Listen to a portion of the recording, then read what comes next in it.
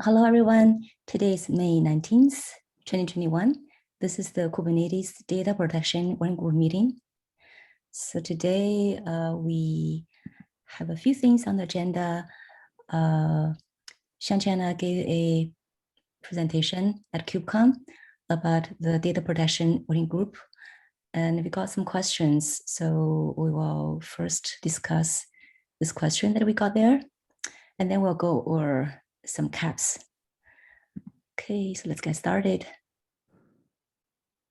Is Martin here? Yes, I'm here. Hi, welcome. You want to talk about your question?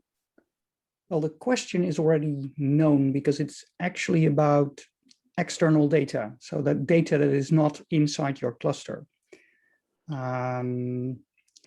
It might be more complicated or simpler if you think about cloud provider provided resources. So databases provided by a cloud provider that you access from your cluster, for example. Okay.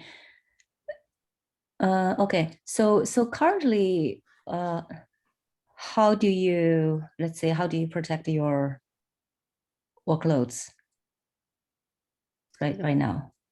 Do you? Okay, you go ahead. So when you use managed databases from a cloud provider, the databases are backup for you. Mm-hmm. But that doesn't ensure that you can restore your application to a consistent state. So that's the big problem. Oh, really? Okay. Oh, I thought there was I was actually just reading this because I'm not really familiar with how this works. I was just reading this, this is, Amazon RDS. It says that you can also perform a user-initiated backups. I'm not sure if that helps. So you're saying you are actually using this automatic one. Yes. Right now we use, well, we don't use AWS, we use Azure. Okay. I work for the Dutch government, and the Dutch government has a special agreement with only Microsoft, so we can only use Azure. And Azure isn't as complete in its services as Amazon is, unfortunately. Oh, you're saying it does not have this way for you to do well, I think you can trigger. I think you can trigger external backups, but what you can't do is store the backups outside of your environment. Oh, okay. To do that, you have to do standard backups like, well, if you use a Postgres database, there are tools to make Postgres backups, but that's actually the thing you don't want when you use managed databases. So you can, so it's actually store this for you. You can't really like say manage where you want to store the database. That's what you're saying? Yeah. Oh, okay. Oh, we actually have an ad here. I wonder if ad actually works for Microsoft. Do you have any comment on this?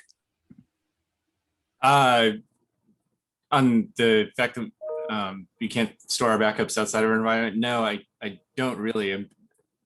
I'm not a super expert on the backup end of things, but I have contact with folks who are and can certainly provide this feedback to them. Okay, yeah, maybe Ed can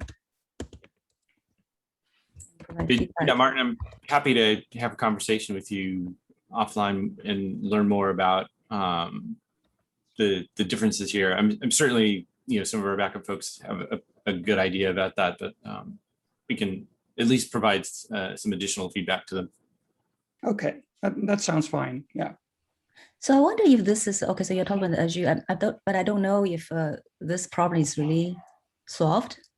If we are using AWS, that I'm not sure. I don't really have experience with this. I'm not sure if anyone else on this call have any experience dealing with this cloud managed service. Yeah, I can jump in here. Okay, so what we do is, I'm Tom from Kasten by Veeam. What we do is we treat it like a snapshot. So we treat the cloud provider API as like a snapshot. And then what we do is we do a logical you can go through and do a restore of that snapshot separately, and then do an export of that data using a logical dump. So you mentioned Postgres. So for example, you can do Postgres dump that extracts data at logic level, then you can put it kind of into any backup repository you want. There are not, for many of these databases, you're exactly right. They're not good APIs to get data out into external systems, except through kind of the database protocol itself. Right. Oh, okay. So this is actually, okay. So use this, you can actually solve this problem. Yeah, Martin, What cloud provider have you? So looks like Azure, maybe there's looks like there's some issues with Azure, but you tried with AWS or what? Is this a cloud provider specific? Yeah, I mean, this is kind of the general approach we take for many things, right? Even with, you know, filers, for example, if you take an internal snapshot and then export data, it takes kind of the same approach where you do a local restore and then export it. But the APIs for AWS, you know, I'm pretty familiar with. I'm a little bit less familiar with the backup APIs for Azure. But with AWS, they have a pretty rich suite of backup APIs that you can take snapshots of your systems. You can do things on schedules. And so what we typically do is we leverage that to take just snapshots, but then you can export data to move it between different regions, or in some cases, even different cloud providers or on-prem as well. Okay. Okay. Does that sound good to you, Martin? Sure, it's a great start, but I think we have to look into, most cloud providers today have a way of creating cloud resources from Kubernetes. So you can see them as Kubernetes resources. And what would be great if we could extend that API to also include things like backup and snapshots and things like that. Right now, I think none of them really have that. They only allow you to create a database or a database server from these APIs.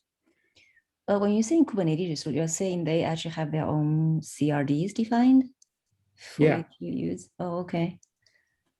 All of them, well, way back we had, what was it called again? It came from the Cloud Foundry guys. Pivotal? From Pivotal. They started a way to use resources in their environment. This was reused by first, I think, Google. But this was not a Kubernetes native way of providing Kubernetes resources for cloud resources. So they started to develop a operator to do the same thing. So now all the cloud providers provide operators that allow you to create cloud resources from within the cluster. So you can create a database, you can actually create VMs from Kubernetes resources. Basically, well, a lot of the things you can do with a cloud provider. So you create an S3 bucket from within your Kubernetes cluster as if it was a Kubernetes resource. So those operators, does it normally they probably also provide a backup functionality themselves, right? As far as I know, they don't, but okay. I'm not aware of it. Okay. I believe these operators are basically mappings of the APIs from the cloud providers, right? Basically, it's taking all the, let's say the AWS CLI or the AWS API and then mapping it as Kubernetes calls within the cluster. So it should be possible to also add the API for the backups. Yeah, Martin, I think this is kind of what our product does, actually. Okay. So I can send you some material or do a demo with you if you like. We can follow up offline if that would help. Yeah, maybe some of those we can even have a session in this working Yeah. group. I think it's interesting. Yeah. Because I'm not sure. I thought this is at least right now. I thought we don't have a way. So until I just hear about this today, looks like there is a way actually. So yeah, so I think maybe we can. Tom, maybe we can have a session here as well. If if of course free if you want to talk to Martin offline, but. Yeah, absolutely. No, I'd love to give a demo. This is kind of what we talk about with the application integrations, because I think you need a combination of cloud APIs and logical dumps. Okay. And so I can, you can sign me up for some time. Okay, awesome. All right. Okay, do you have anything else about this topic? I see that, Martin, you also, I think that you added some comments to our white paper, just trying to include this one in our scope. So I think, let's see after Tom's demo and see what we should do. Because I was not quite sure how to handle this yet. So let's definitely take a look. Okay, thanks. Thanks for your feedback. Yeah, great questions. Thanks. Okay, do we have anything else on this topic? Anyone else? If not, we move on to the next. Okay, so yeah. Could you give me sharing power? Oh, sorry. Let's see.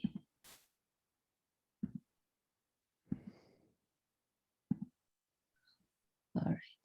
Yeah, so so Ben is going to give an update on the volume populator cap. All right, yours. I'll stop sharing. It actually let me cancel your sharing. Yeah. Can you see that? Yeah. Yeah, it said, do you want I can see it, yes. Do you want to preempt the screen sharing? And I said, yes. And it just did. Okay, yeah. No okay, problem. so we merged an update to the volume populators KEP last week, but only after a significant design change. And I wanted to sort of socialize here what the design change is and what the plan is to sort of stave off any confusion about this, because I think when people first hear about it, they're like, what the heck? So, in short, the plan is we're going to be replacing the data source field with a new field called data source ref. KEP 1495 was the original volume data source KEP. It's been updated for 122. Here's a link to it. The reason for this is that it was not possible to proceed with the original plan and at the same time guarantee that no workload anywhere on Earth would be broken. Now, we had been confident that like the probability of anyone's workload being broken was like very, very low, but the current stance of the Kubernetes API team is it has to be 0. We can't even risk it. So we came up with this new plan with the help of the Kubernetes API folks. So I'm going to outline what the plan is over all the different releases. So in 122, we're going to introduce a new alpha field called data source ref. It's going to be controlled by the existing any volume data source feature gate. We're going to add backwards compatibility logic to Kube API server such that, you know, if you have clients using the new field and clients using the old field, everything interoperates in exactly the way you would expect without the potential to break anything that already exists. So there's a lot of thought went into how to do this right, and the KEP spells it out if you're curious about the details. We'll document this as a new alpha field, and in this time frame, I expect to update the existing volume populators implementations to use the new field so that you'll have to switch on this feature gate in a Kubernetes cluster to actually test a volume populator, but that's how it is today already. So that's not going to be too new. It's just more code to write.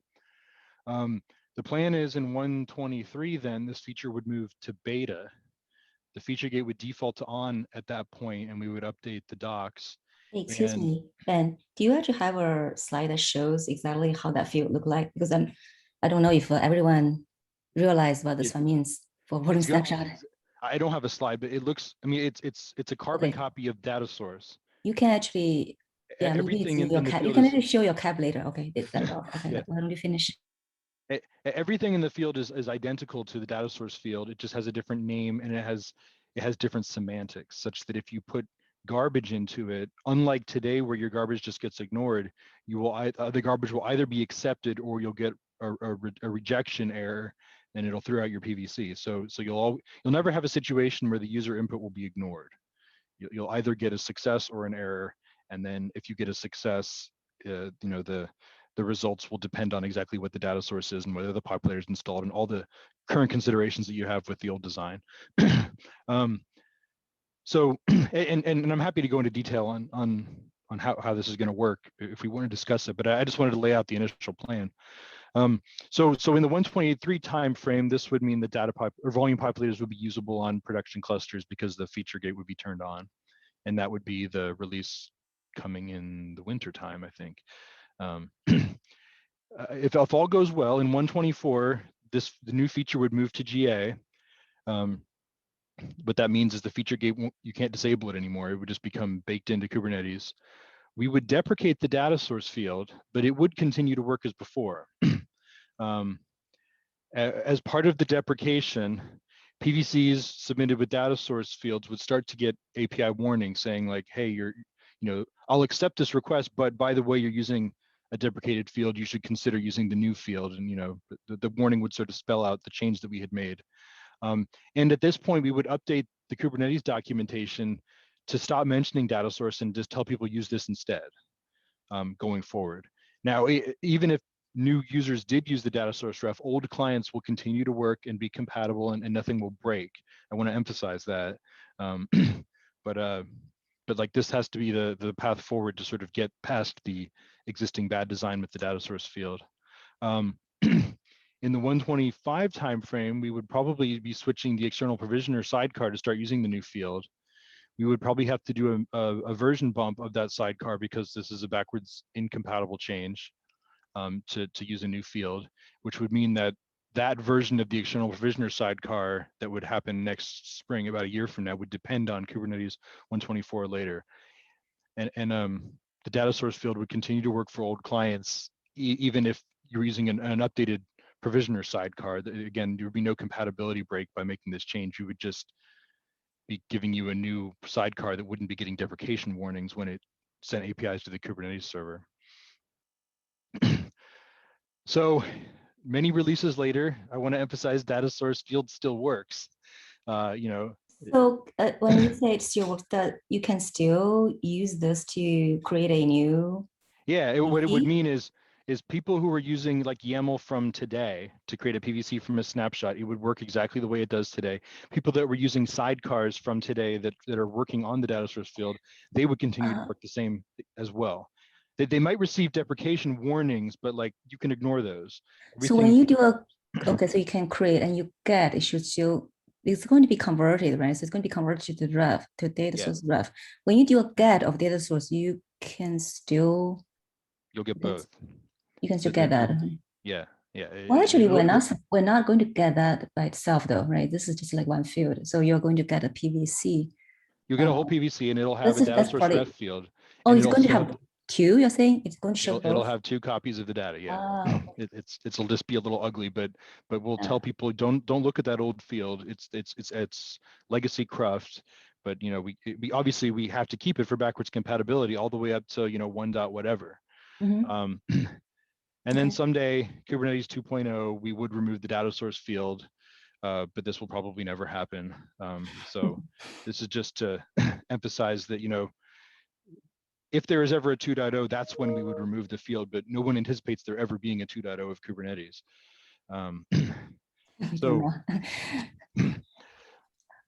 Okay.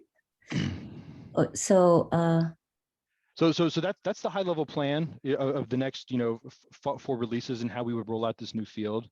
But like I said, the details of the exact semantics of the new field are spelled out in the updated KEP.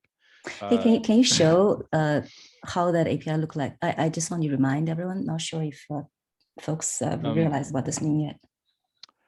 Yeah, there's not actually an example of it in the. Maybe you just go to that data source in Kubernetes APIs types.go. Maybe just Do you happen to know what to search for? Do you want to hunt it down and share a share a let page? me find it. Yeah. You have not submitted any PR yet, right? Right now it's just Right. The CAP is approved for 122. So API guys are happy with this, and they see this as the future to sort of get out of the mess we're in with the existing data source field. I need to write the code and get it approved by the API guys and the storage and us, the storage people. We all need to make sure that we're on the same page about this. but the understanding is that the way that the existing data source field was implemented, we made some mistakes along the way, and we shouldn't have been ignoring user input starting at around 115. We should have stopped ignoring user input when those features went to beta, and we didn't. And because we didn't, we're stuck with this weird semantic that it's possible some clients depend on, and therefore we can't get rid of it. okay. So maybe I will share.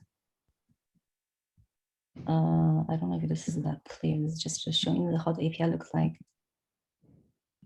Maybe this is not that clear. Well, so this is basically what Ben was saying is right now, this is the persistent volume claim spec. Here we have a data source. So currently this data source can either be a volume snapshot, so that when you create a volume from a snapshot, right, this is the data source, or it can be a PVC when you are doing a cloning, create a PVC from a PVC, or there's any volume data source that Ben has been working on for the volume populator. So what we'll do here is we'll copy this field data source. So line 459 will get cloned, and there'll be a second field with the same type called data source ref. We'll probably update the comments to remove any reference to custom resources in the old field because we won't support them. And those will all be moved to the new field. And then there will be compatibility between the two. So it's such that if a client specifies one, the contents will get copied to the other, in the way that you would expect. And so clients that are consuming either field will always see the right values. And it will be impossible to have different values for those two fields. They'll always either be blank or have the same contents. Right. So this is so I wonder, maybe people don't really use this field for restore, backup restore, because, or at least not everybody. No, it's not for every storage system. I'm Okay, sorry, so basically this is for this is how you create snapshots, and this is how you clone snapshots and clone from existing right, volumes. right. So this is yeah. So this is the example, right? This is just a data source field. When you create a PVC, you specify data source field. Now this is the example, you take the volume snapshot. But in the future, Ben is going to add another one called data source ref. Well, yeah, so what will happen is if you submit this exact YAML to a future Kubernetes server like 1.24 or 1.23, it will accept this YAML, but the object that gets created will have a second copy of the data source called data source ref. So data source will be left alone. There'll be another field called data source ref with the same contents. Therefore, if an old client looks at it, it'll see the data source that it's expecting. And if a new client looks at it, it'll also see the new field. And if you specified this YAML with data source ref instead of data source, the same thing would happen. It would populate the data source ref field with what you wanted. Oh, does it actually go back if you? Yeah, it'll copy it back too. Okay. So the crucial thing. Okay. Yeah, the crucial thing is if you specify something other than a PVC or a snapshot, today in the data source field, what happens is it just gets ignored. Like you never specified anything, you get an empty volume. If you try to do that with the data source ref field, it will either accept it and preserve the contents, and then you'll get a PVC with that data source set. Or if it's invalid, you will get the whole thing will get rejected, but under no circumstances will you get an empty volume if you put something in the data source field, in the data source ref field of a new PVC after we've implemented this code. And that's the semantic that we wanted to have all along with the data source field, and we somehow ended up not getting. Because if someone puts something in the data source field, clearly they don't intend to get an empty volume, but they do today. So yeah, and then so- yeah, and also this so we'll start the deprecation notice probably in 1.24. 124. Yeah, when this feature reaches GA, which is 124 at the earliest, it could Okay, be yeah, later. It could be later if things go a different path. Okay. Right. Okay. Is this clear to everybody? I just want. I thought it's important for Ben to talk about this. Because, when I first saw this one, I was a little surprised and worried that what will happen to this data source field. But I think it's okay. Yeah, This will not be removed. Even the API guys admitted that like this is a little gross, but like we had a long list of other alternatives, and then you can go back and look at the discussion in the CAP if you're curious. All the other alternatives were worse than this. So, so this is the best we were able to come up with. Okay. So I wonder, actually, the people use this field during restore, maybe not necessarily actually using this. The which in the field? restore path.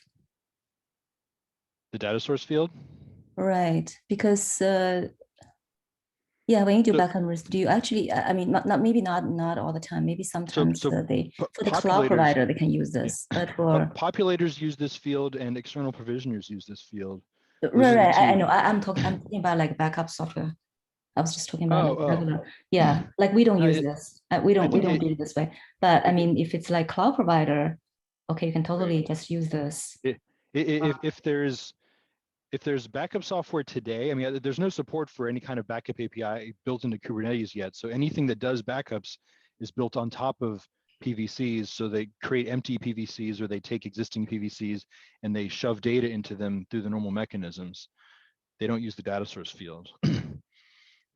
We are hoping someday to have a built-in backup restore API in Kubernetes that would use this, but that's sort of would depend on having the volume populators mechanism working at all. But I think it's for cloud providers, actually, they can just use this field. Yeah. I mean, depending on the storage system, that's what I mean. So if it's a cloud provider, you can totally use this field to restore. If they've implemented their restore process as a volume populator, they would do it that way.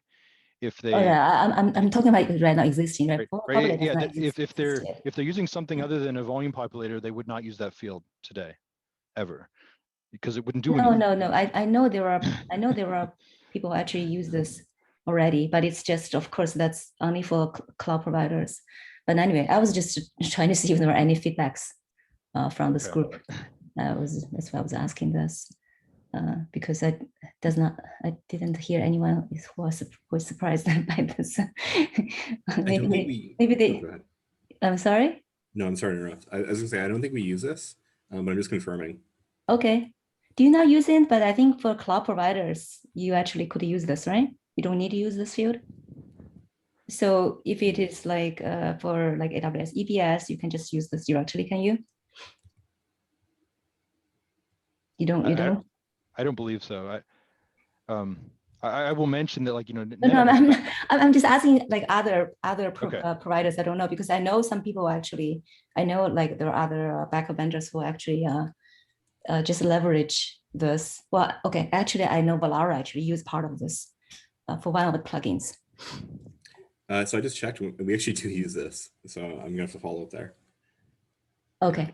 Do you use it for your backup process or for your restore process? Restore, of course, restore. No, not back.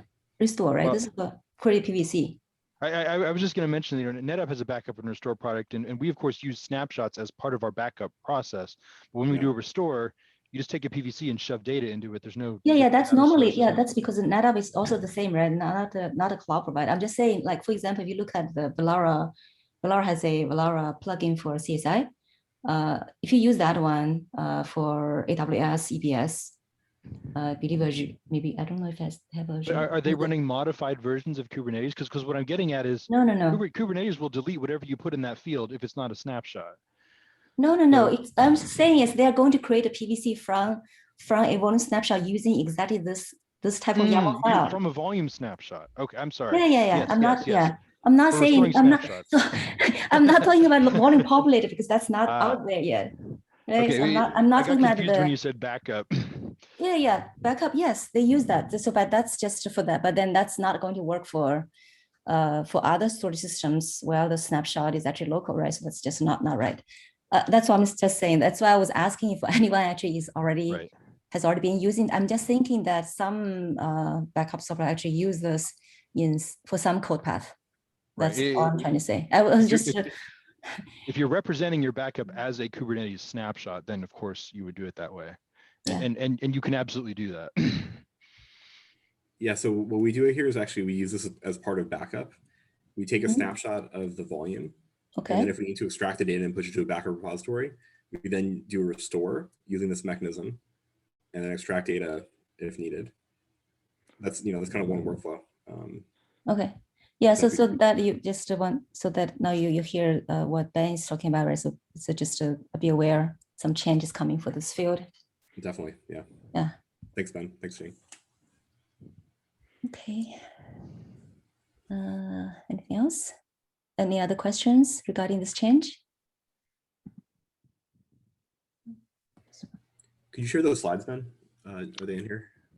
I can, although it's on a Netapp server, and the link will self-destruct in 30 days. So yeah, I'll put the link there and make sure to copy them. Maybe you can just make that like a Google Slides or something. Yeah, it's on a Google Doc. Or no, actually it's a SharePoint. That's why it's weird. Oh, SharePoint. Okay, yeah. Okay. It's on a SharePoint. Okay. I can share it, absolutely. It's just it'll only be good for 30 days. I can copy it out if needed. Thank you. Yeah, why don't we just make that a Google Doc, Google Slides? I'm not as familiar with Google Slides as SharePoint. Oh, you are not? Okay. If you why don't you provide that here, then I can convert that to a Google slide. Okay. Okay, thank you. Okay, so that's this first one. And then I just want to give a quick update on the container notify cap. So this cap, we actually got an approval from team API reviewer, so which is good. So we made some progress that we actually, so he actually gave a look good to me. So right now we are waiting for review from SIG node. But we, passed the merge deadline. So this is going to be 1.23, but we want to get this cap merged early. We don't want to wait until the merge deadline. So that's this one. And then for Cozy, I just want to give a quick update. So that cap, it's a very big cap, so we didn't make the merge deadline, but then we realized that all the development work for Cozy actually happened out of tree, so we don't have to be restricted by this merge deadline actually. So we can actually continue to work on this, continue with the API review, still trying to get this one in 1.22 timeframe. So that's the status for Cozy. Yeah, because this is a really big cap, and did not get time to resolve all the concerns from API reviewers last week. Okay. Anything else?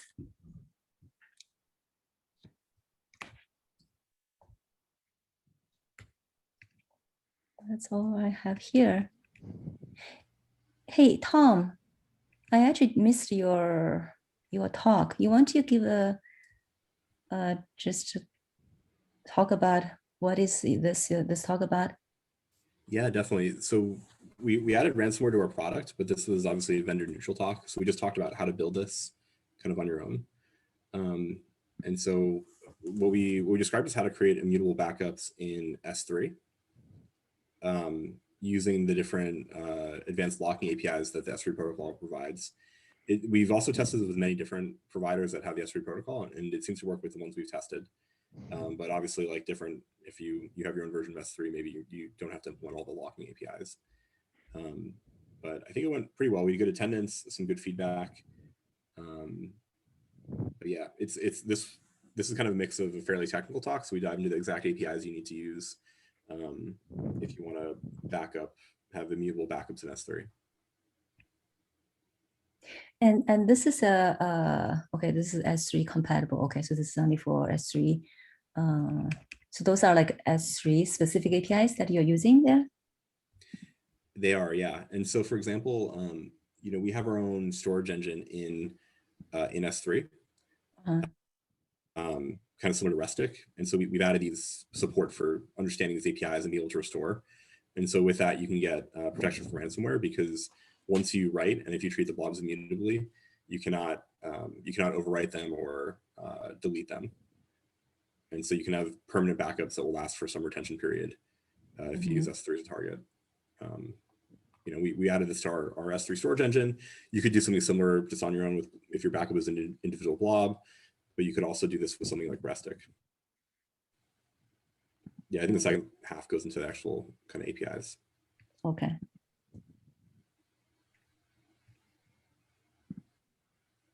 Cool. Yeah, it was very timely because we, obviously ransomware has been in the news recently. Yeah. That's true. Yeah. But the APIs in S3 are pretty cool, actually. Like they give you everything you need to build this out. Mm-hmm.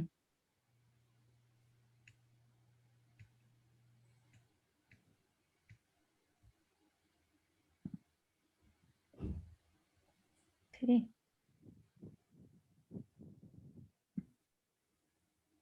Yeah, Xing, how was, I couldn't attend, but how was CDM Day, Cloud Native Data Management Day?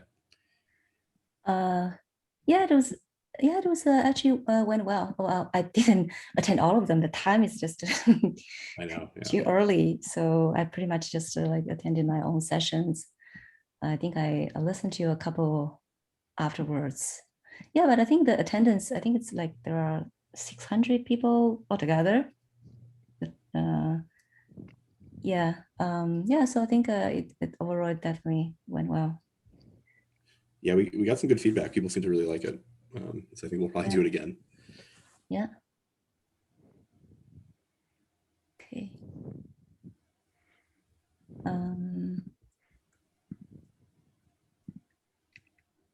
Anything else? Anyone want to talk about anything else here? KubeCon or other things? KubeCon CFPs for North America are due on the 23rd. Oh, yeah. Is that Monday or is that Sunday? I forget. Yeah. End of this week. End of this week, that's right. And hopefully that will be in person. So we'll see how that goes. Yeah, it seems like people have already said it will be. Yeah, that's the plan, right? I was just hoping that nothing weird happens before that. But right now, at least in the US, seems like it's going into the positive direction. So everybody is getting vaccines. I shouldn't say everybody, but a lot of people are getting it. So it's good. The rumor I heard was that the mayor of LA has to make a call sometime in June. Oh, for That'll what? be the final confirmation. Oh, for whether we can go ahead with the in-person conference? That's right, yeah. But I think some of these things take so long to plan that people are already booking things up and planning for it to be in person.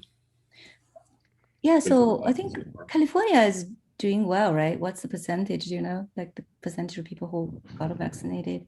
I think they're doing relatively well. Yeah, I heard. So certainly by the time KubeCon happens, I don't think vaccinations in the United States will be a problem, but people coming from out of the country, I could see there being issues even by the fall. Well, there's a huge topic or a huge sort of debate, I guess, ultimately around whether or not in-person attendance should be gated on the basis of establishing that you've been vaccinated. And that gets into a lot of hairy issues. And the board has a working group that will be touching upon that. But another factor is that certain corporations, from a corporate events policy, just basically aren't doing anything in person this calendar year. So it's not a foregone conclusion that there will be a hybrid event, but yeah, the CNCF marketing folks are planning for both contingencies. Oh, okay. So it's still not not decided yet. Not yet, Okay. but like I said, planning ongoing for both scenarios. It does get a little hairy. I mean, it could be as straightforward as if you can show me some sort of authenticated evidence of vaccination, come on in, and if not, or if you're not comfortable or whatever, attend the virtual event, but none of that's been decided yet. Or would that be like, I thought if you're getting a flight, you need to get a test done, right? Varies from one civil authority and one airline to the next on how that's handled. Okay. Okay. But more problematic is people in other countries might not even have access to vaccines in the time frame, and then they couldn't come. Yeah, well, so I mean, at a minimum, there will be a virtual component. So, you know, if there is a hybrid event, there'll still be a virtual attendance option. Oh, you're saying that you can, so let's say we have that in person, but then other people can actually kind of watch it or kind of participate? That's the way the planning is proceeding currently. But okay. Okay, yeah. Probably we'll see whether Olympics can happen first. Maybe that's an indicator. Okay. Anything else? If not, that's it for today. Thanks, everyone. Thank you. Thank you.